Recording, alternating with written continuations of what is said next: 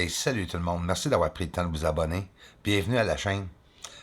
J'adore partager mes trouvailles avec vous autres. J'adore tout partager mes propres croyances, certainement limitées, c'est sûr, parce que des fois le monde se fâche. Ça se promène sur la surface. Une poussière sur la surface, le monde se fâche, mais c'est vraiment vrai. Elle est vraiment là, cette poussière. Est-ce que c'est l'atmosphère? Est-ce que c'est quelque chose naturel ou peut-être qui est créé, qui n'est pas naturel? Je ne sais pas. Peut-être une réaction chimique? Hein?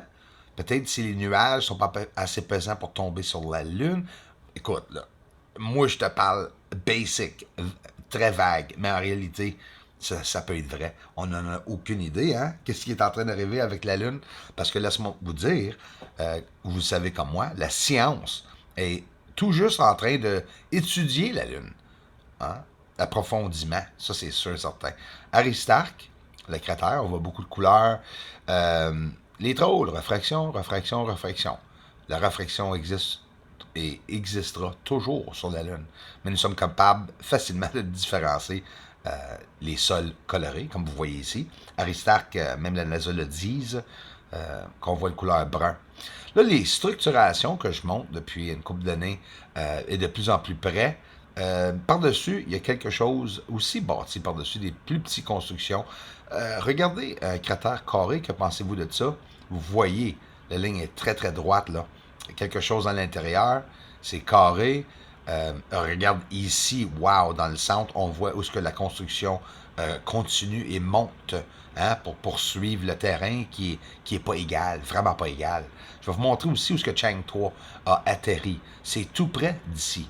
Ben, pas près d'une couple de kilomètres, peut-être d'une centaine de kilomètres, mais quand même, pourquoi que la NASA voulait atterrir proche de Sinus Eridum? Ben, c'est sûrement pour voir ces choses-là.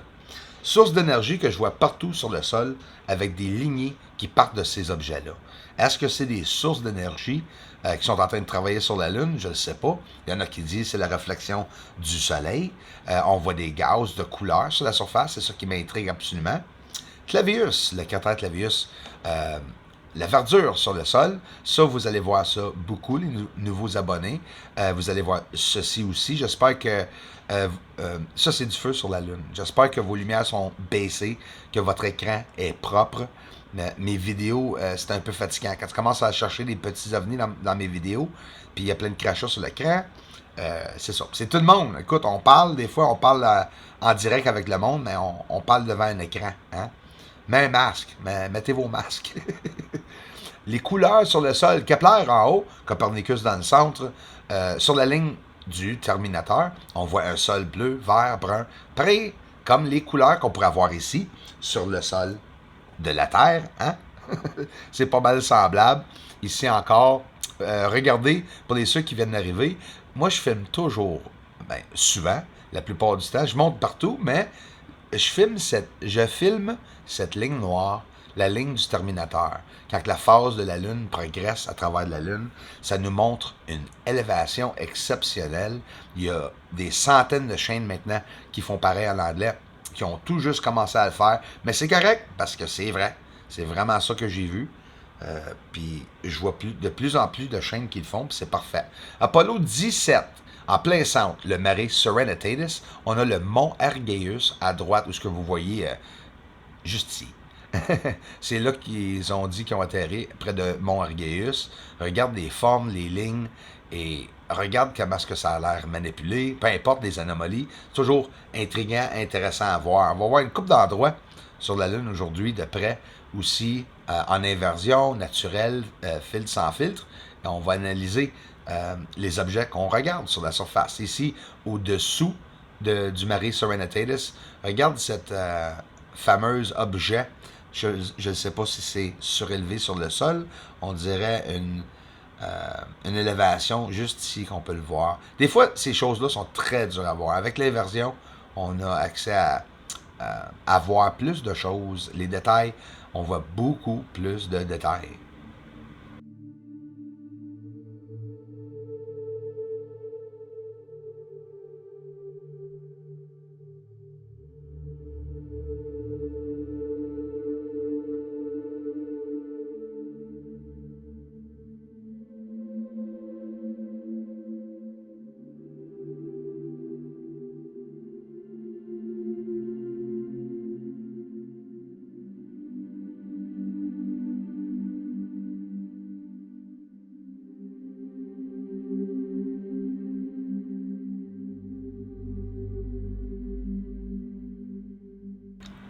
des couleurs près de Copernicus, le cratère, et Kepler à la gauche complètement.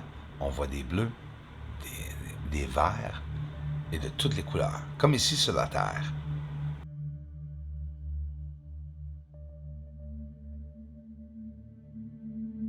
Les émotions que j'ai passées à travers quand j'ai vu qu'il y avait quelque chose là étaient pour moi uniquement une confirmation de ce que j'avais toujours cru dans ma petite tête à moi, qu'il y avait quelqu'un vraiment sur la Lune, et peut-être même sur les autres planètes et ailleurs.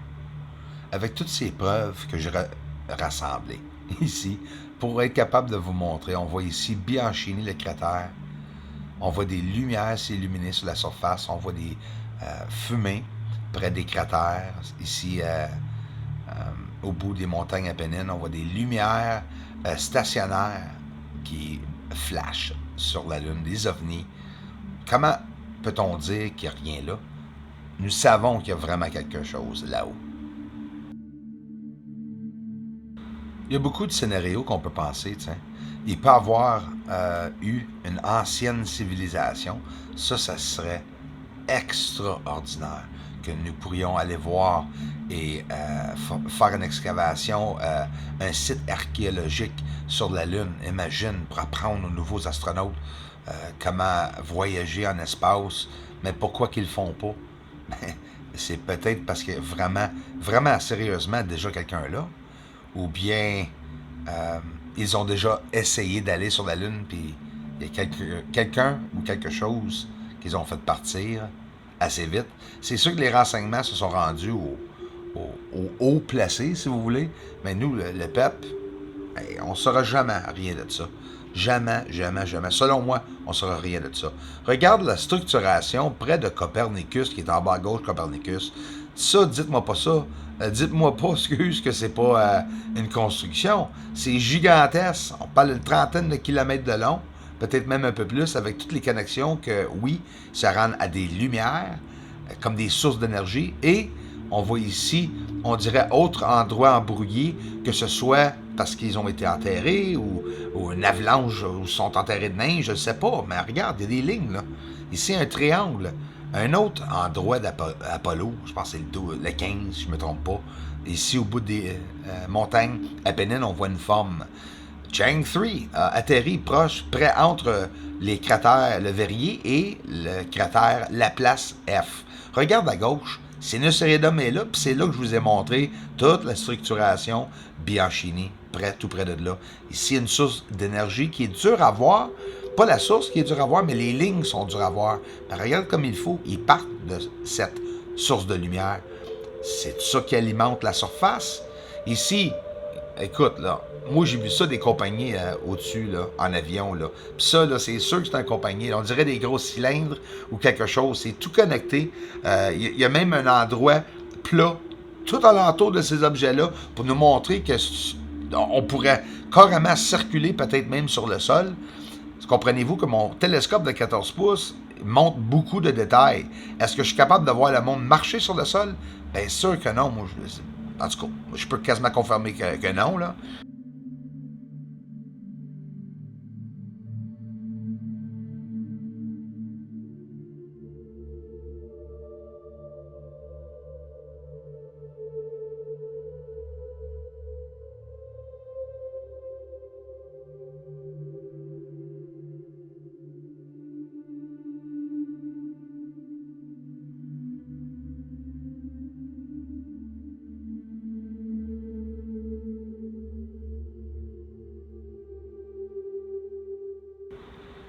Si quelqu'un essaye de changer les vues de tout le monde, changer les idées de tout le monde, il va se faire arrêter. Ça, c'est ce que je crois, mais moi, je ne suis pas ici pour descendre aucune association. Je suis ici pour partager mes croyances. Voici mes images de la constellation d'Hercule avec un appareil photo très normal.